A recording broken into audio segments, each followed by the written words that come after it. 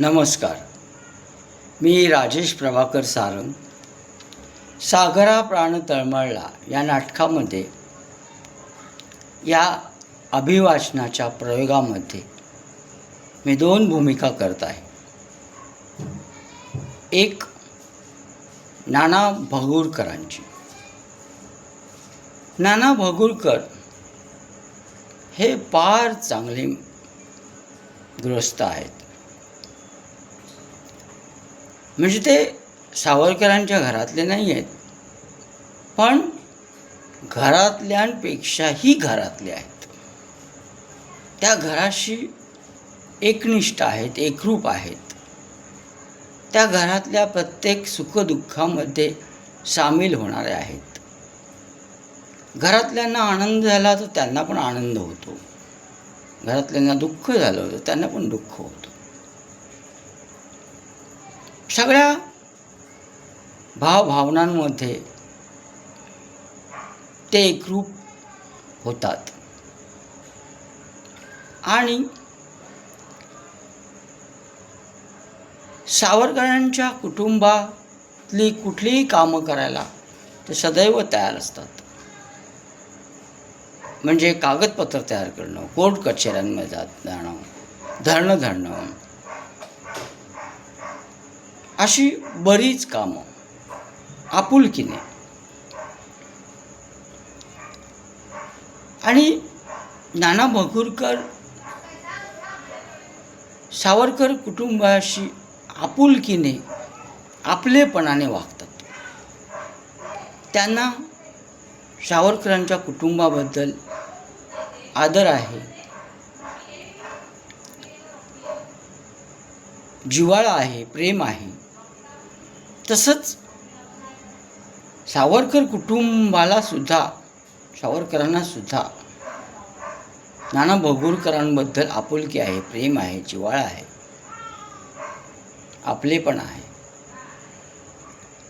नाना भगुरकर जर काही दिवस घरी नाही आले तर सावरकर कुटुंबातल्या सदस्यांना, घरातल्या माणसांना चुकचुकल्यासारखं वाटतं.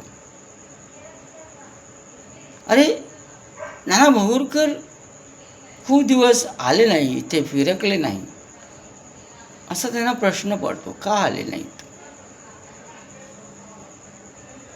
आणि नाना भगुरकर सुद्धा त्या घराशी इतके एकरूप आहेत की सारखे त्या घरामध्ये ते जात असतात, त्यांचं येणं जाणं असतं.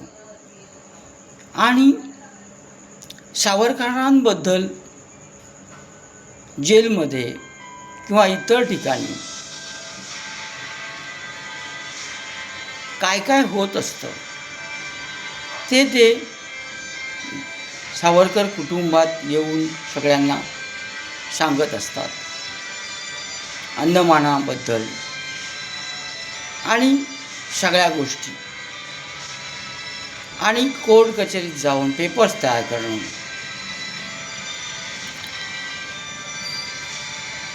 घरच्या कुटुंबातल्या सदस्यांना अंदमानाला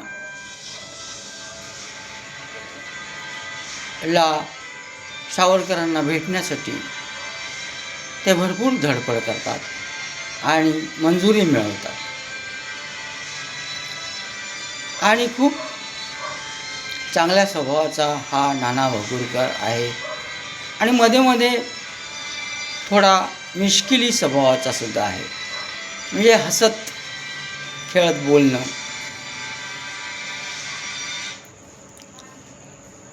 चांगल्या गोष्टी वाटल्या तर चांगलं बोलणं.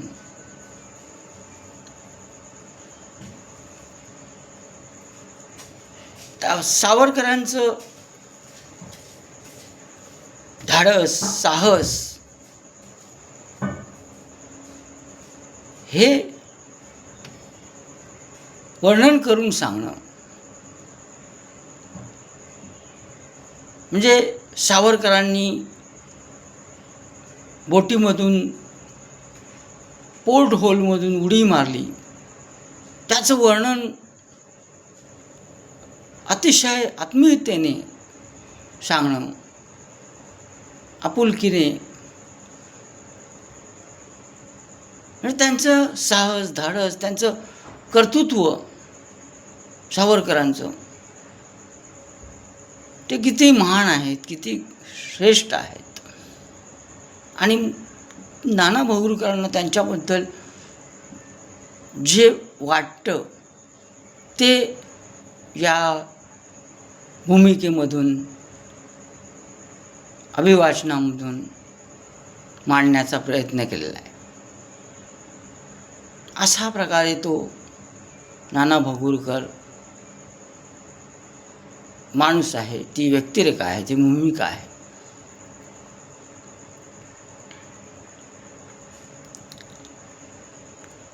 नमस्कार. आणि दुसरी भूमिका जी आहे ती अधिकारी युसूफची आहे.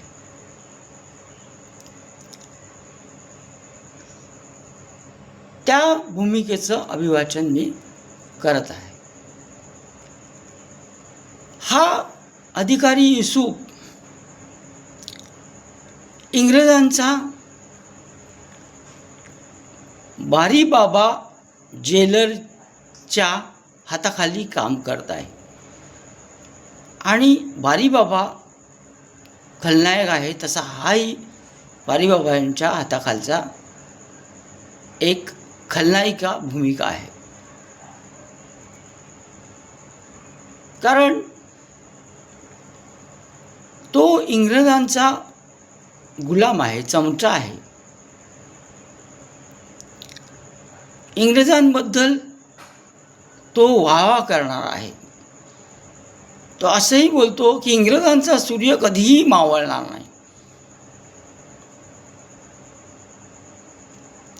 सावरकरांना जेलमध्ये तो लाचलुचपत गाजर दाखवत असतो की तुम्ही हे हौतात्म्यांचं वेडेपण सोडा आणि इंग्रजांची चाकरी करा, तुम्हाला फार चांगलं आयुष्य इंग्रज देतील, इंग्रज फार दयाळू आहेत.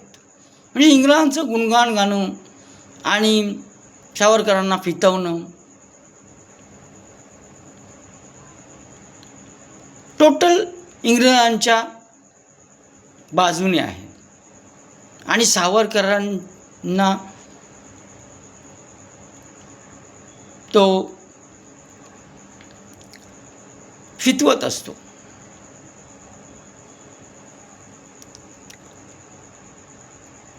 आणि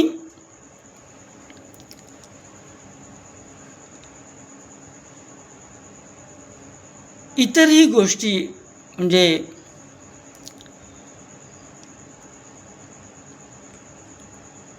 तुम्ही बॅरिस्टर आहात, देशभक्त आहात, मग तुम्ही हे सगळं का करता, वकिली करा, ह्या सगळ्या फंदात कशाला पडता, असे उपदेश सावरकरांना देणार आहे. तर सावरकरसुद्धा त्यांना सडेतोड त्या अधिकारी युसूफला देतात. अशा प्रकारे तो युसूफ अधिकारी आहे, ती व्यक्तिरेखा आहे, ती भूमिका आहे.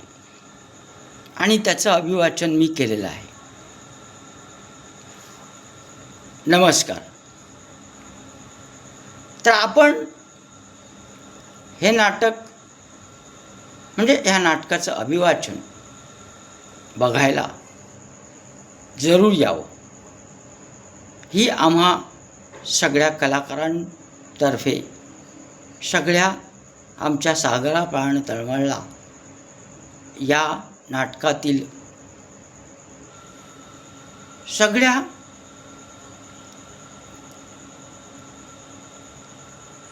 कलाकारां आणि टेक्निशियन आणि सगळ्यांतर्फे मी आपल्याला प्रार्थना करत आहे, आपल्याला विनंती करत आहे, वेळात वेळ काढून